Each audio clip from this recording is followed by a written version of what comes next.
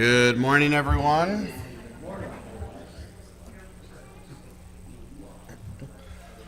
We're in 1 Samuel 15.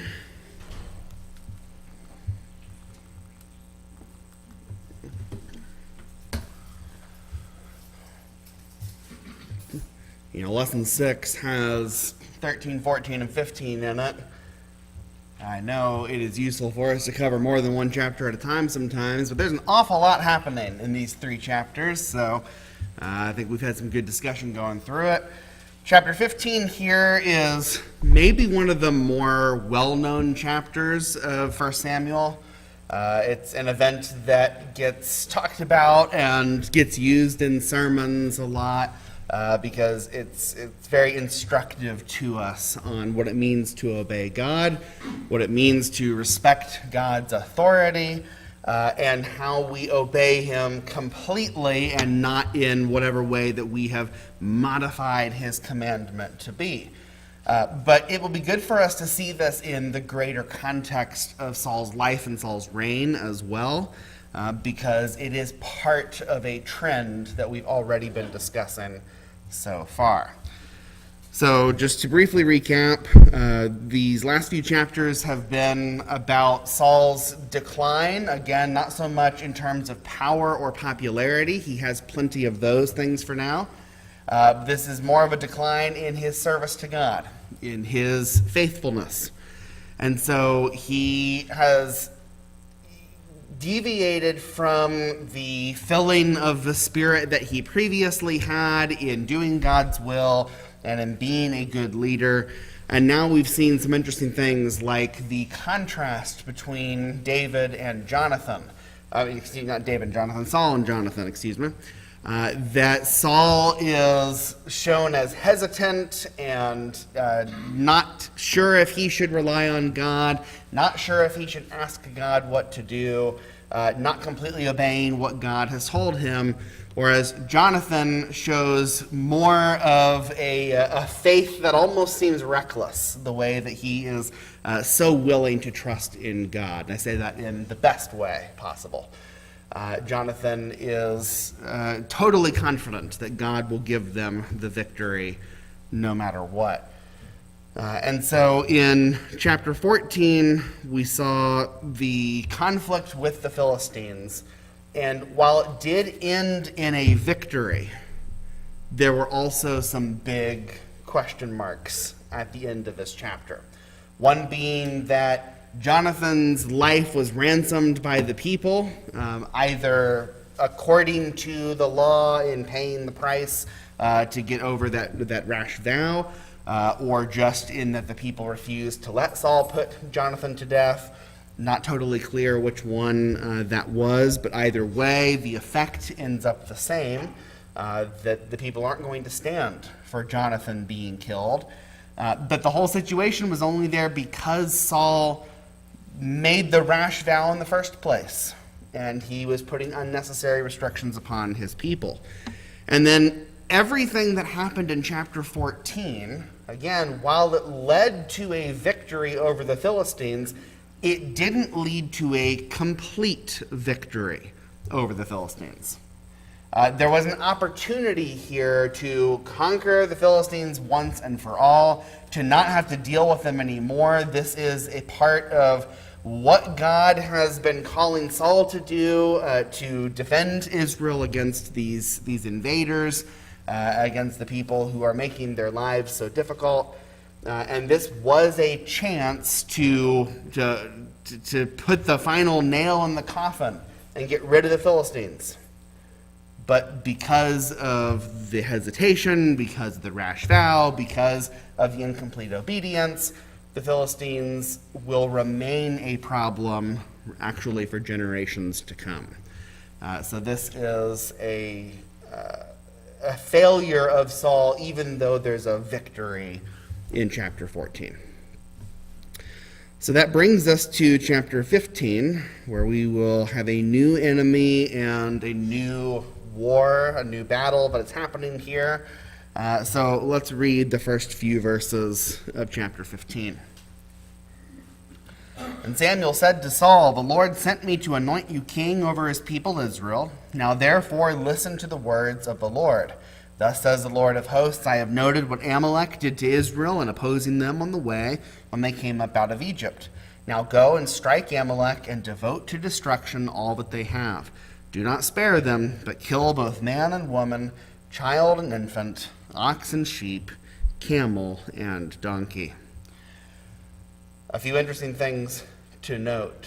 Samuel's back, right? It's like Samuel was not accompanying Saul as much as he had been before, and was not Saul's, primary spiritual advisor anymore. In the events of 14, it is the priest who's there with Saul now, rather than Samuel. But Samuel, it seems, has come to tell Saul about this and to give him this instruction because there is something that God wants him to do. Samuel appeals to Saul's commission.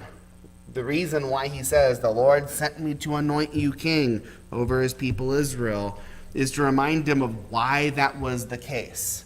That Saul was king partially to give Israel what they asked for, and partially because God was going to use Saul as a military leader to bring victory over God's enemies and over Israel's enemies. So talk to me about verse 3. When it says, "Now go and strike Amalek and devote to destruction all that they have." What do we remember this devote to destruction being?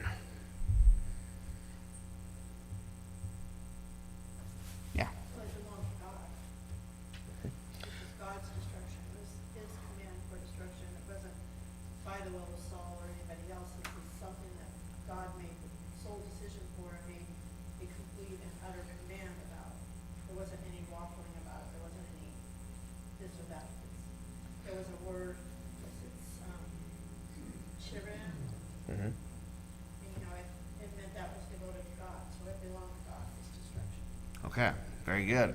So this is a technical term here. This is more than just a kind of inflated speaking of go and win big. It's more than that. It's that this is God's war. This is God's judgment. God has decided to destroy them. And so the Israelites and Saul need to devote the Amalekites to destruction. Basically to make them an offering to the Lord. Not every war that Israel ever had was this kind of war. But when it was clearly marked as such and said to be such. So when was the last time that we dealt with, or maybe notable time, we've dealt with this kind of Heteram war? Jericho. And really the broader Canaanite conquest in general. But Jericho's the big one there. Ai is a big one. Coming into the land of Canaan, this was not just, okay, the Israelites are going to fight with these people to see who wins and to see who's going to get to live in this land that is good. Do you know how many disputes over good land the world has seen since the beginning of time? It's one of the number one things that we fight over. I want this land, you want this land, we can't see eye to eye, now we're going to fight over it. This is a little bit different. In Joshua, that's not what was going on. It wasn't just two rival groups or multiple rival groups that are fighting over a good land. It was God deciding that the Canaanites were devoted to destruction. It is time for their judgment. And so, in Ukraine right now. Well, Same old thing. Yeah, the fighting over the land. Yeah, absolutely. We get this same sort of fighting over land. And it's happened in so many ways over the course of history. But the reason in Joshua that it happened was because of the Canaanites' evil. We noted when we went through Joshua just how much sin and evil there was in that land and how God was fed up with them, and this was their time of judgment.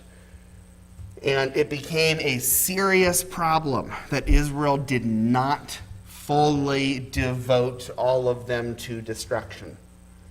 What effects have we seen so far because they didn't do that? Idolatry. Yeah, idolatry is so rampant in the land because they're living among these people that God has already said are, past hope and past the point of judgment, that they've kept them among them. This is a big reason why Israel is dealing with these problems of sin and idolatry to the extent that they are. There's a lot of effects like these people who live just next to them, who are constantly at war with them, who are the thorn in their side. All these people that Israel had to be rescued from in Judges, well, these are people that weren't even supposed to be there anymore for the most part. They were supposed to be conquered and destroyed. They fit into a couple different groups, but they left a problem there and said, we can't deal with this. We're not strong enough to defeat them. And then, well, look what happens. They have to deal with them later. Their problem didn't go away just because they lost heart. So this is our principle of devoting to destruction. Something we saw in Joshua, something that is a technical term from God, a technical command from God, that it is their time of judgment. So why is this now being targeted toward Amalek?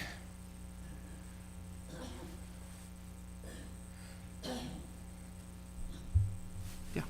Because whenever the Israelites came out of Egypt, Amalek came in trouble. Yeah. And we'll remember that when Israel came out of Egypt and they were going through the wilderness, that God did not send them directly into battle. He kept them away from the peoples who were going to be problematic to them, that were going to be aggressive toward them. Israel was not ready to fight.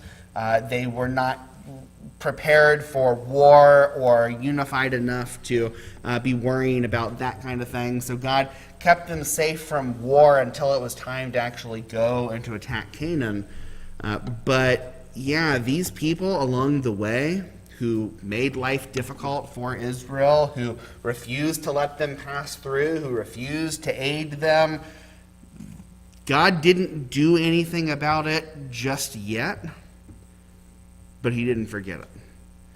And now Amalek, because of that, because of their evil, now it is time for their destruction. And it is Saul's job to fulfill the command of the Lord and devote them to destruction. Yeah. Yeah, people might stop and think that, well, that's cruel, killing all the men, the women, the children, the infants, and stuff like that.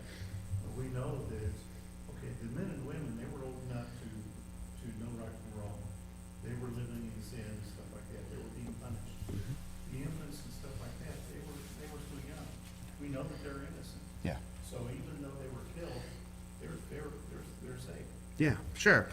And there's in a matter of judgment like this, the consequences of sin often spill beyond the people who are immediately guilty of it. Not in terms of who's going to heaven and who's going to be with God. In that case, we answer for our own actions. We only are judged according to what we have done. But in the rest of life, sin affects more than the person who sinned. That's a big part of why sin is so evil. It's a big part of why we are to hate it so much, because it overflows and affects other people around us.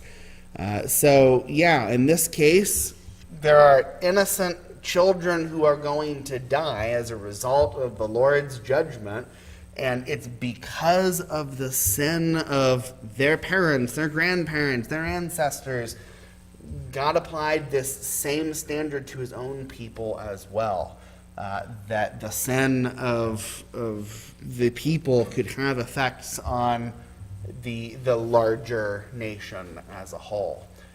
Think about, as a big example, when Judah is taken away into captivity, and Babylon is able to come in to breach the walls, to destroy the temple, to kill many. Do you think that everyone who died was wicked? Do you think everyone taken away into captivity was wicked? Do you think that there were no righteous people in all of the land? We know that's not true. There were. They had to deal with the consequences of other people's actions. And the more that we see those things, because we see it in our lives as well, the more we should hate sin, because of the way it hurts so many. So this is a tall order that God is giving to Saul, to say, do not spare them, kill everyone and everything, but he's very clear about what he wants to happen. Man and woman, child and infant, ox and sheep, camel and donkey. This is not the kind of war that you get to pick and choose who you want to kill. This is not the kind of war where you get to take the animals and the livestock for your own use. This is the kind of war where everything must die, because it is a judgment of the Lord. Dave. I'm missing something. Are you including what is mentioned in Deuteronomy 25? How that why God was so severe with them? Yeah, it says what Amalek did. He says he actually says in verse 17 of chapter 25. Well, remember what Amalek did unto thee by the way when you came forth out of Egypt. How he met thee by the way and smote the hindmost of thee, even all that were feeble behind thee, when thou wast faint and weary and feared not God. Then God says, it shall be that God had given rest from all the thine enemies round about the land, for here is possessed, and he was it that thou shalt blot out the remembrance of Amalek from under heaven. Thou shalt not forget it. Yeah. And, it seems to me that God is, he said he would repay. Mhm. We don't, not in our terms, but he, like you said, he commanded, because of what he did, he took it, he killed people that couldn't fight back, basically. It's Right. murder. Yeah. What it is. And so he's saying now, because of that, he's really telling Saul, I want you to blot them out, take everything, erase them. And so, as we see that he didn't do that, Yeah. we're not agreeing what he didn't do. Right. Yeah, so thank you for the reference, because this is something that God identified even back when it happened, even back when he gave them the law, that right now was not Amalek's time for judgment, and Israel was not prepared to attack them and to be able to be in combat with them in any real way. He said, but God has not forgotten, because they attacked you when you were faint and weary, because they were harsh and cruel toward you, they're going to face judgment for it. And we don't always think about the way that God's judgment works toward nations. Like we spend a lot of time talking about God's judgment toward individuals for good reason, because I can't control what my nation does. Like not really, right? My nation, our nation, may eventually have to face a judgment from God. And even if we're all going to live in a very righteous way and being obedient to God, we may not be able to stop that from happening, because there are just so many people who live in this nation, and we are not the ones who are in power and in control of what happens on a national level. But God does deal with the affairs of nations, and the way that he judges nations is a little bit different than the way that he judges people. So when he judges us individually on the final day, on the day of judgment when Jesus returns, we're going to answer for our actions. You're not going to have to answer for me, and I'm not going to have to answer for you. We will have to answer for ourselves. We'll have to give an account of our own actions. But it won't be an opportunity to defend ourselves. It's really more of a sentencing of the result of what we have done. Whether we have obtained God's grace, whether we have been faithful to him, or whether we have lived in rebellion and sin. But that is not the only kind of judgment that God utilizes. He judges nations as well. And he does that on the timetable that seems right to him. And there's a lot that we read about of how the actions of righteous people can delay God's judgment. It can allow for more time because we can have a good effect. We just talked about this recently with why Judah lasted longer than Israel did. Why didn't Assyria come and conquer both Judah and Israel? Well, it wasn't Judah's time yet. There was more righteousness in Judah, and there was good leadership in Judah at the time. But eventually they fell as well. God has made up his mind to judge Amalek for the way he has treated his people, for the way that Amalek has treated the Israelites. That's going to happen. It's not going to happen yet because it's not on God's timetable. He's going to use Israel themselves when they are stronger in order to execute that judgment. And now they are stronger. By the time we've made it to 1 Samuel 15, Israel is strong and settled in the land.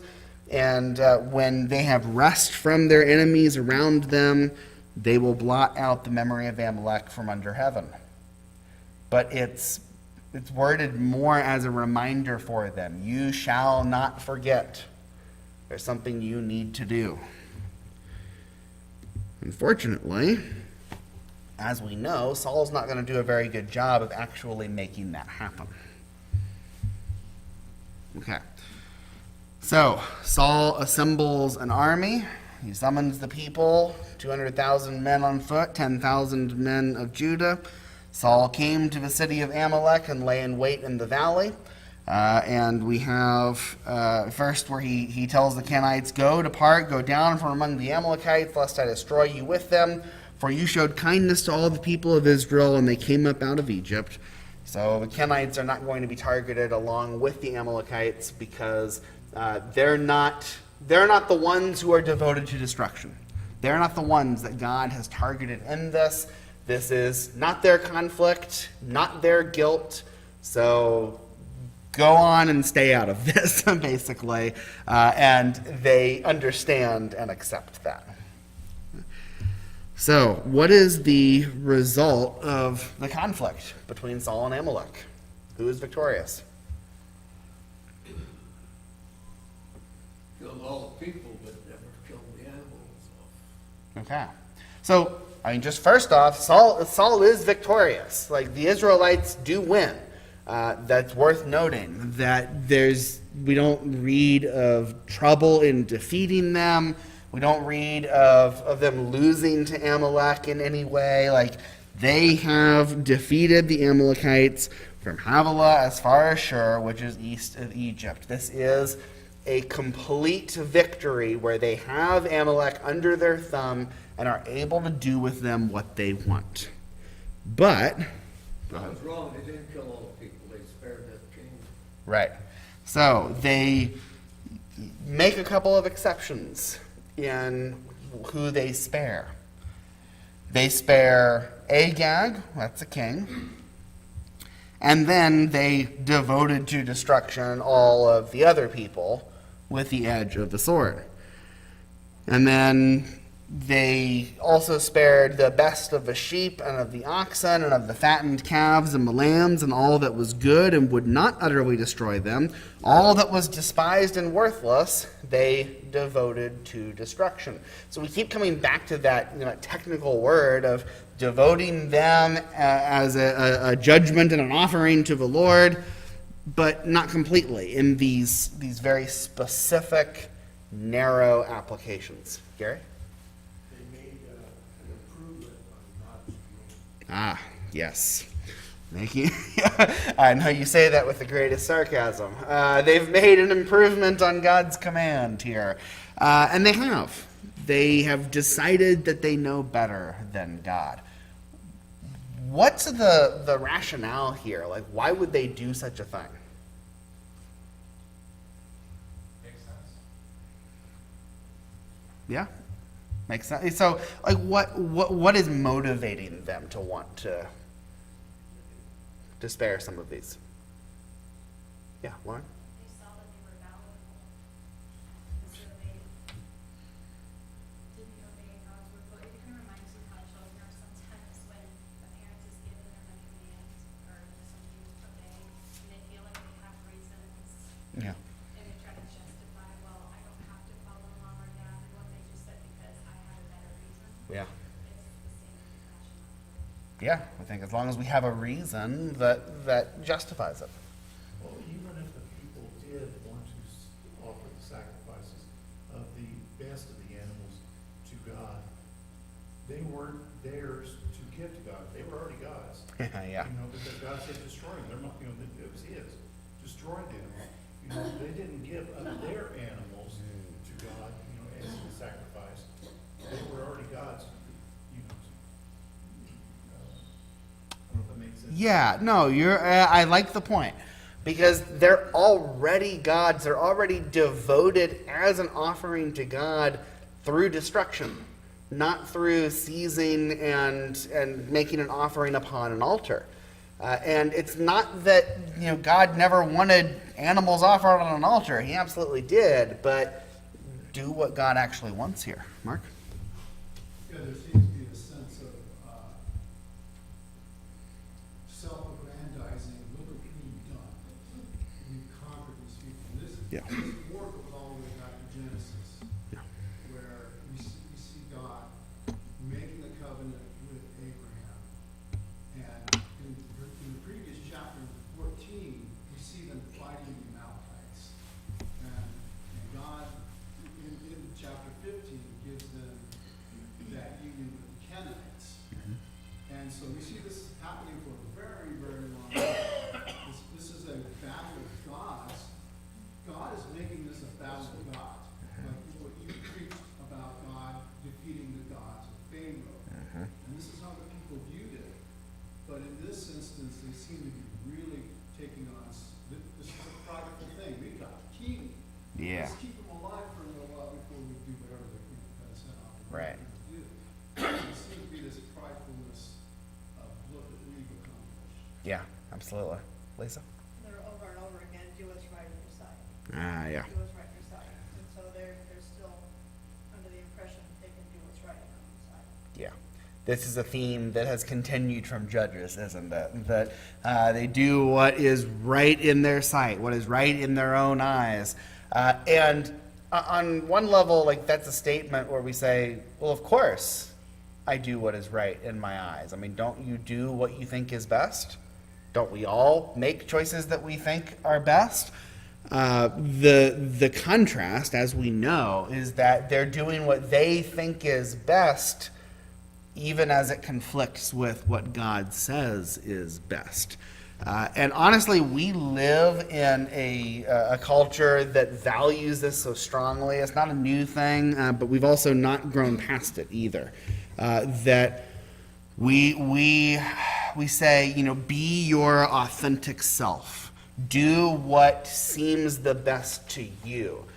Do whatever is, you know, most important to you. Figure out your values and your priorities and what you want to do. And we have a very self-centered kind of attitude that as long as I think that it is best, as long as it is, what's the phrase we use a lot, right for me. Such an interesting phrase, right for me. There's a lot of things that it's not about what's right for me, it's about what's right, as God has defined. Dave? Well, that would probably play out well for if God hadn't commanded you. Yeah. The problem here is God specifically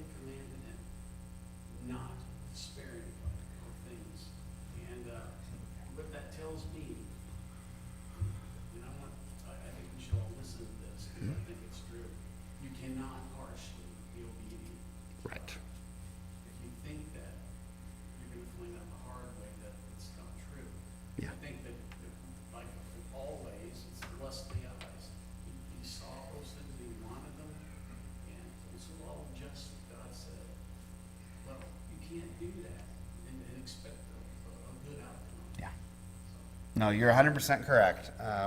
We cannot partially obey God. Partial obedience is worthless. It is of no value to God, and it is of no value to you.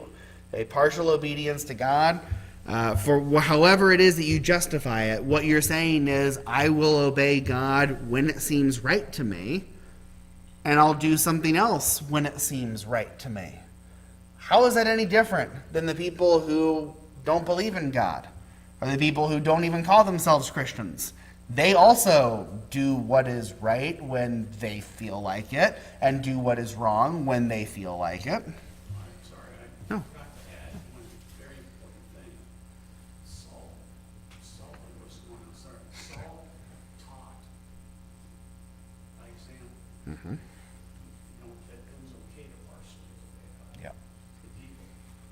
So his influence led thousands of people.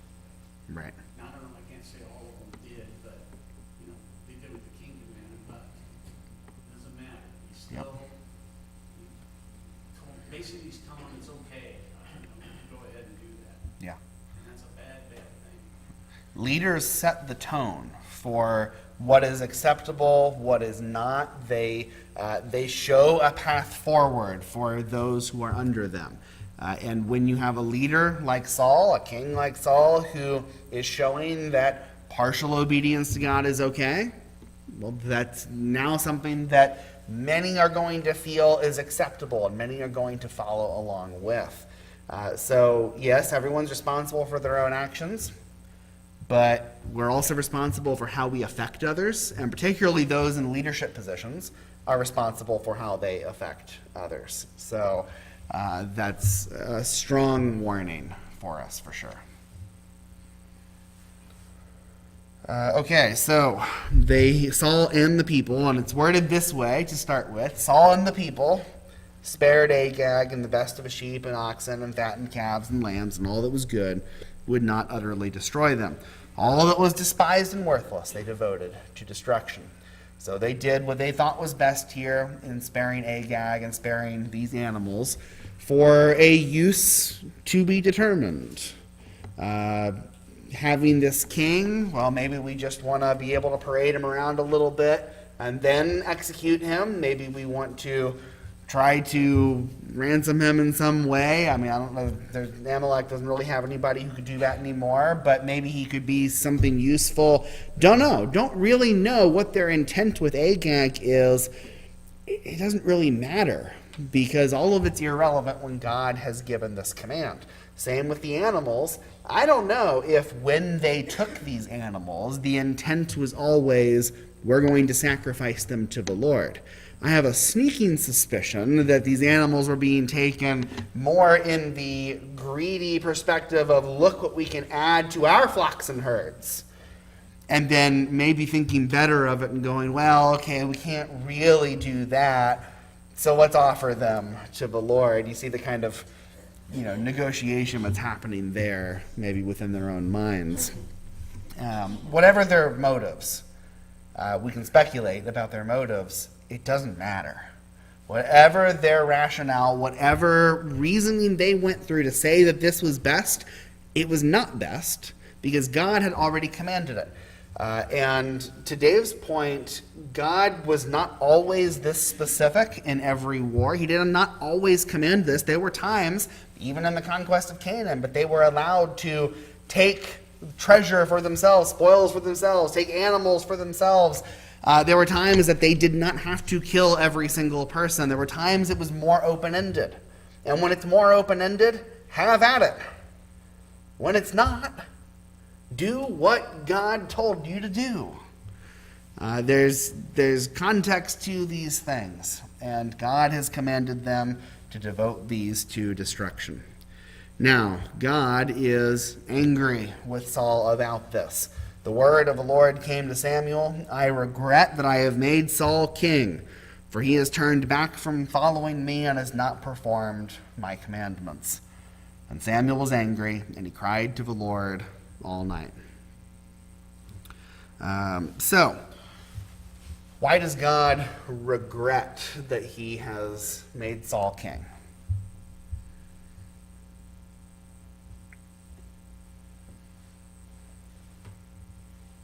Yeah, Kathy. Because Samuel has clearly been following his own agenda.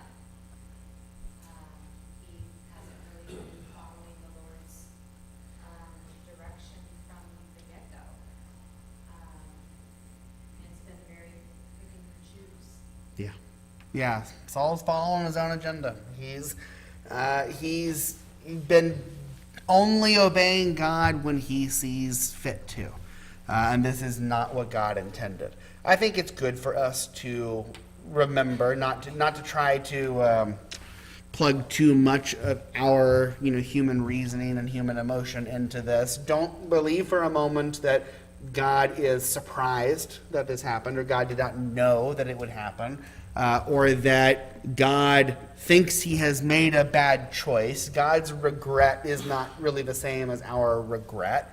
I can regret dumb choices I made because I look back and say, I shouldn't have done that. That was not the right choice, and in retrospect, I should have done something different. That's not the way that God regrets something. God made the right choice. God knew what was going to happen. But God also recognizes how much harm has come upon Israel because of this. And the reason, let's remind ourselves, why did Israel get a king now? Why do they have a king at all? Because they wanted to be like the people around them. They asked for this. So God is indulging them and giving them the king that they want, and it predictably has ended in disaster. So God is sorrowful over this, and God sees the contrast between what could have been if Israel had been faithful to him, if they had gone along with his plan for them, that they could have been in such a better position. Instead, look at what has happened. Lisa? And Samuel's angry. This isn't a bad anger. This is anger because of the people's rejection to begin with. You give them a king, finally do the things they want, and then this is the outcome of it. And so upset that he's all night with this with God. And this is the kind of anger that is a righteous anger. He had every right Yeah. to feel this way because his anger is on behalf of God and not himself. Right. Yeah, he's not angry because he's been pushed to the side, because he has kind of been pushed to the side. And he very easily could be angry because, Saul's keeping this priest around instead of me. The people aren't listening to me anymore because they wanted a king. They didn't want, this kind of authority to pass to my sons. All these very personal reasons. Samuel doesn't seem to care about any of that, because he's much more concerned with how Israel has rejected God, how Saul has rejected God. That is the sorrowful thing for him, and that is why he is angry. Really have good things to say about Samuel here for his reaction. Steve? Before Saul became king, God really didn't want to have him king. I mean, he wanted people just to believe in him. And so this could be frustrating for God and Samuel, because it's like when you give the people what they want, even though they're not, like you're trying to, show some compassion for what they want, and then they still stab you in the back. Yeah, right. Absolutely. So, okay, so Samuel goes to Saul. How does Saul greet him?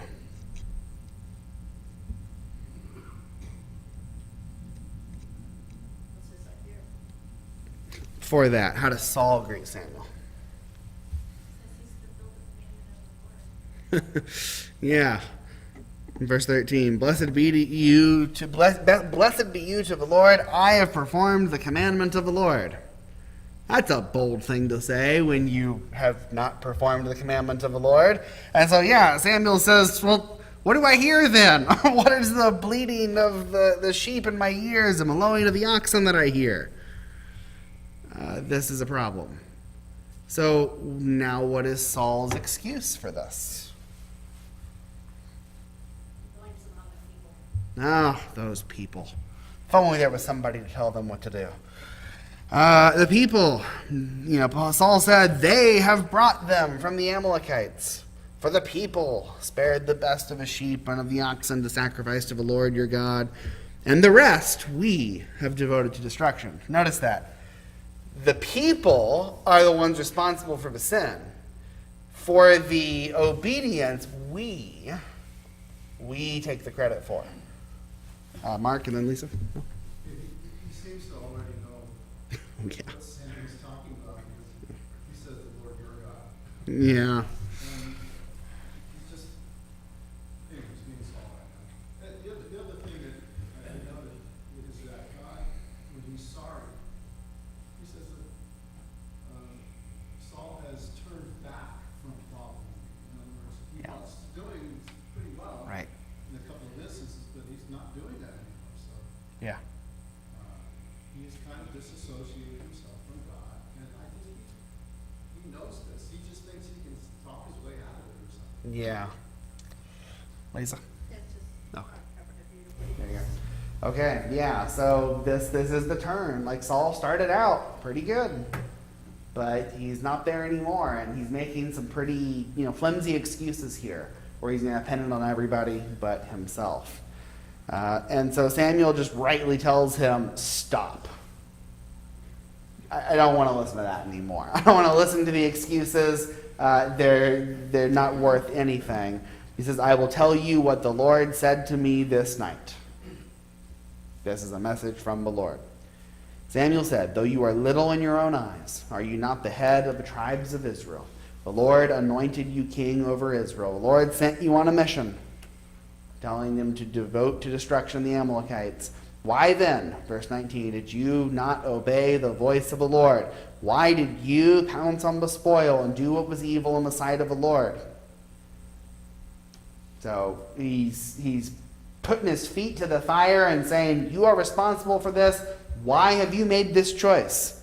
And what is Saul's response? The same excuses as before. Yeah, he makes the same excuse again.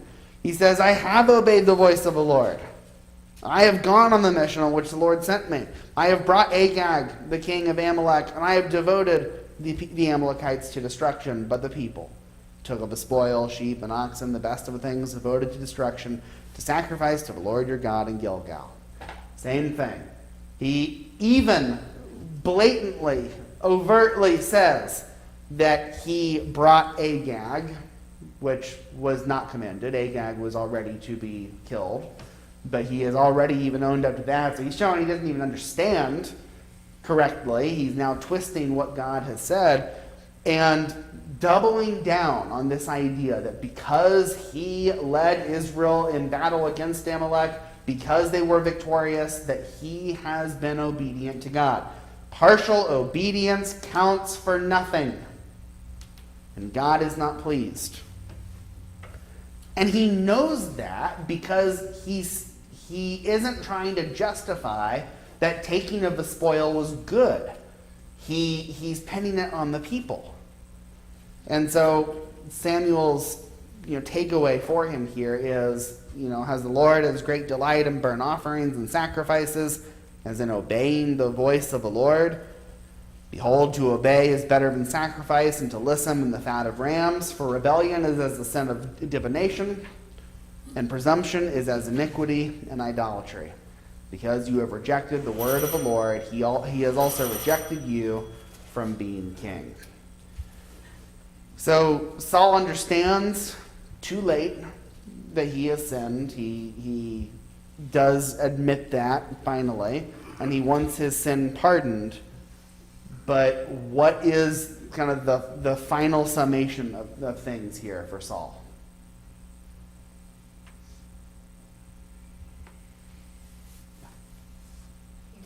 He's not pardoned. And I don't understand this. He seems repentant to me. He's repentant and